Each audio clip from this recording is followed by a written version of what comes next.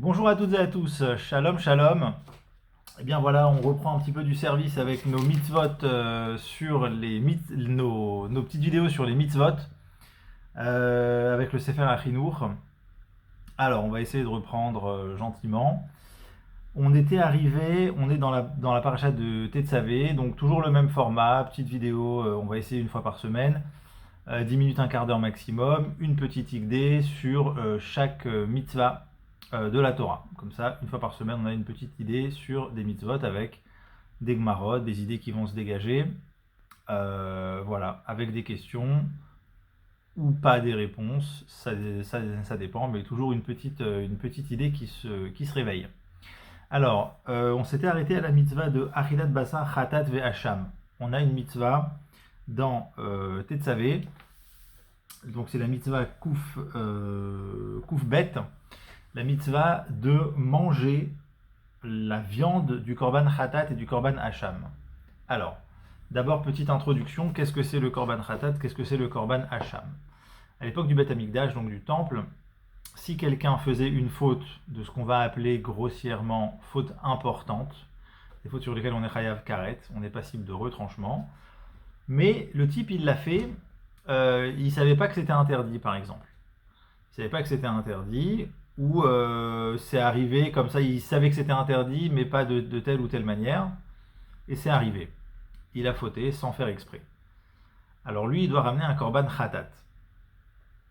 Maintenant, si, toujours sur le même genre d'interdit entre guillemets grave, si il ne sait pas s'il a transgressé sans faire exprès, donc il a un doute, à ce moment-là, c'est pas un korban khatat qui va ramener, mais c'est un korban hacham, qu'on appelle aussi hacham taloui dépendant parce qu'il sait pas, peut-être oui, peut-être non, peut-être qu'il a fauté sans faire exprès ou pas. Donc c'est pas une faute volontaire, c'est à chaque fois une faute involontaire, hein. Les fautes volontaires c'est un autre volet.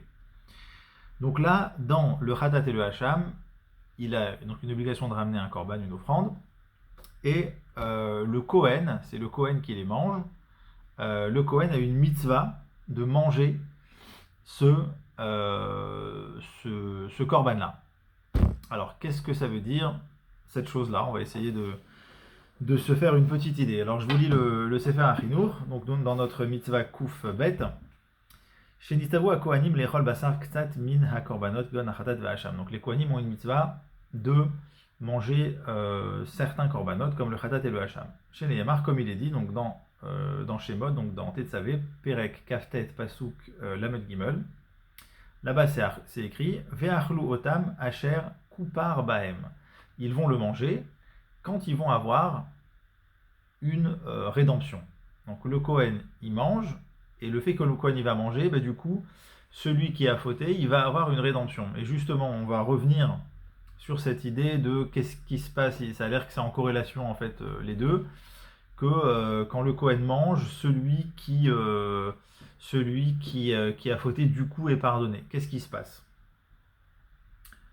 Donc il continue, il dit voilà, comme c'est écrit chez les Chachamim, donc dans la Gemara de Psachim d'Afnuntet Amoudbet, là-bas c'est écrit Kohanim Orlim ou Baalim Mitkaprim, que le Kohen il mange et le principal intéressé, le Baal, Mitkaper, il a une kapara, il a une rédemption. D'accord? Voilà. Ensuite, il explique que toutes ces halachot-là, par rapport au Khatat et au Hacham, on les verra par ailleurs. Et puis après, il explique que dans l'idée de la mitzvah,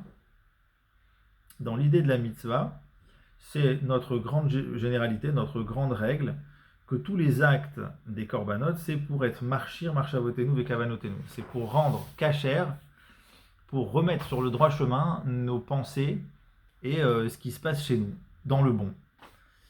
Ou les hashpil nefesh amitava acharbano. Et pour amoindrir un peu cette partie de notre âme qui cherche juste à profiter en nous.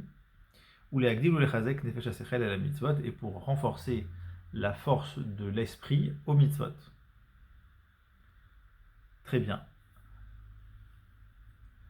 Et donc, du coup, il nous explique Ve'alken, c'est pour cela Ditztavinu leitnaek bechol inyane habayit ve'akorbanot derech ma'ala ve'gdula ve'kavod. C'est pour ça que tout ce qui touche au Beth Amikdash, on a une obligation de se comporter vis-à-vis de ça avec grandeur et respect. Pourquoi? Pourquoi? Parce que si on se comporte bien avec cette chose-là, du coup on va se voir moindre automatiquement. Du coup, Gam bezorrenu otomim komenu, très bien. Ou behemet, kiminanagat akavod el korban, chez akaparat luyabo, lioto neechal el ameshichim beatzmam, velo sheitnavu velo sheitnu leavadehem ou les kalbam, o yimkeru les kolkone. Et donc du coup, si moi j'ai fait une faute sans faire exprès, ou alors j'ai un doute, est-ce que j'ai fait une faute sans faire exprès, du coup ça met en valeur ma rédemption, donc ma démarche que j'ai vis-à-vis de cette envie de rédemption, que le Kohen il va pas le donner à manger à son chien, ou il va le vendre à n'importe qui, ou il va le laisser dans un coin. Il va le manger, donc il y a quelque chose qui va être un certain honneur qui va être mis en exergue avec ce korban là. Donc le Kohen honore du coup ce korban là. Et donc du coup aussi pareil, Vechen minakavod hu sheyochal bemakom kadosh, donc du coup le Kohen il le mange dans un endroit kadosh, pareil, Vechen shelo yishu achila et toarbe kede shelo yasriar ve'yeh nefesh katsebo, très bien. Donc toutes ces choses-là, donc de la même manière, on ne va pas le laisser dans un coin jusqu'au lendemain ou jusqu'à je sais pas quand, de manière à ce que ce korban il soit devenu répugnant, mais on va s'occuper de lui avec respect. Et ça, c'est quelque chose d'intéressant. Alors, ce qui est intéressant ici, ce qui m'interpelle un peu dans cette mitzvah, c'est qu'en fait, quand quelqu'un il a fauté sans faire exprès, donc il a une démarche vis-à-vis du Beth Amikdash, il vient demander pardon. Le fait que le Kohen il mange ce korban, donc il y a un partage. C'est un peu l'idée de ce qui ramenait avant Kohanim Ochlim ou Baalim Mitkaprim, ce que la Gemara elle dit là-bas dans Psachim Nuntet, c'est que le Kohen il mange et le Baal il est Mitkaper. Par le fait que le Kohen il mange, du coup, le principal intéressé, quelque part, c'est comme s'il est reposé. Du coup, il est reposé que c'est bon, mon korban a été accepté, tout va bien, le Kohen il l'a mangé, et il voit là-dedans une rédemption. Il y a eu un certain partage avec ce korban-là. Comme c'est bien connu, par exemple, la différence dans les korbanot, dans les offrandes, entre un korban simple, un korban ola, ou un shlamim qu'on va manger. Un korban ola, c'est un korban simple, n'importe qui peut faire ce korban-là.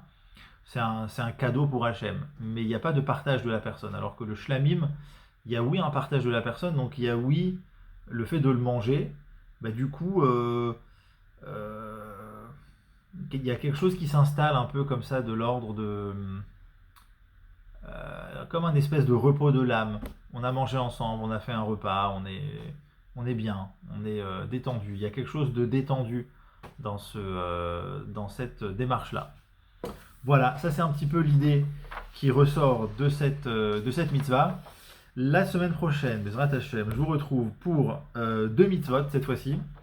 On a d'abord une mitzvah de Aktarat Aktoret, ça sera les 2 dernières mitzvot de la paracha de Tetzavé. Donc la mitzvah de faire les encens, et une autre mitzvah qui n'est pas directement liée, mais qui est quand même liée, c'est Shelo Leaktir ou Leakriv al Mizbeach Hazav. Ça sera l'interdit de faire une ktoret, un encens ou un korban sur le Mizbeach en or. Je vais les scinder en deux. Je ne vais pas les scinder en deux, je vais les réunir justement pour ne pas que ce soit trop lourd. Si je les avais scindés, ça aurait fait un sujet à chaque fois. Bon, voilà, on va essayer de dire une idée pour chaque mitzvah. Voilà, je vous souhaite que des bonnes choses pour cette prochaine semaine. Shabbat Shalom, Shavuot Tov pour ce début de semaine, et portez-vous bien. À très bientôt.